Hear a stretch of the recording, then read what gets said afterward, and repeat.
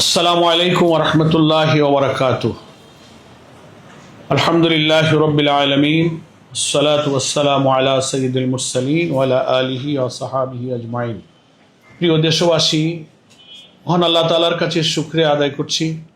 বাংলাদেশের আসন্ন জাতীয় সংসদ নির্বাচনের সম্ভাব্য তারিখে একটা সুষ্ঠু, গ্রহণযোগ্য এবং নিরপেক্ষ নির্বাচন অনুষ্ঠানের লক্ষ্যে দেশবাসী আজ ঐক্যবদ্ধ এবং দেশবাসী সকলেই জানেন ইতিমধ্যেই বাংলাদেশের কয়েকটি ইসলামী দল এবং দেশপ্রেমিক রাজনৈতিক দলের সমন্বয়ে নতুন বাংলাদেশ এর যে স্বপ্ন আমরা দেখছি, সেটার জন্য জরুরি শর্ত হলো জাতীয় সংসদ নির্বাচনকে সুষ্ঠু নিরপেক্ষ করা।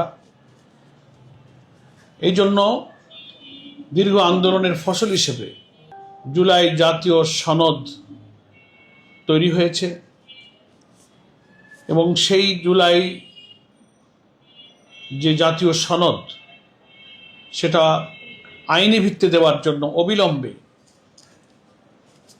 একটি আদেশ জারি করতে হবে। তার ভিত্তিতে গণভোট অনুষ্ঠিত হতে হবে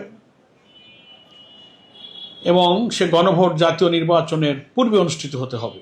এই দাবি সহ 5টি দাবি আদায়ের উদ্দেশ্যে বাংলাদেশের 8টি রাজনৈতিক দল, ইসলামী দল যে কর্মসূচি ঘোষণা করেছে, তার 5ম দফা হিসেবে আগামীকাল 11ই নভেম্বর রাজধানী ঢাকার পল্টন মোড়ে দুপুর 2টায় বিশাল সমাবেশ অনুষ্ঠিত হতে যাচ্ছে।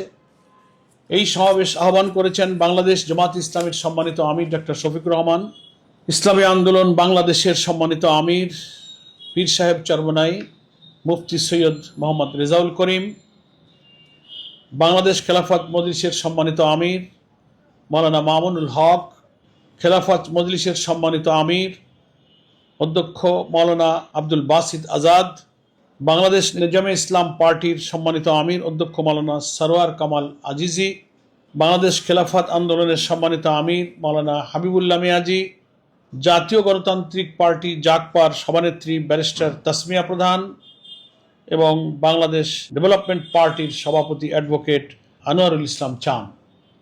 আমি রাজধানী ঢাকা সহ দেশবাসীর কাছে উদাত্ত আহ্বান জানাই, আসুন ইসলামী এবং দেশপ্রেমিক 8টি দলের আহ্বানে আগামীকাল 11ই নভেম্বর দুপুর 2টায় রাজধানীর পল্টন মোড়ে অনুষ্ঠিতব্য এই বিশাল সমাবেশকে আমরা সফল করি।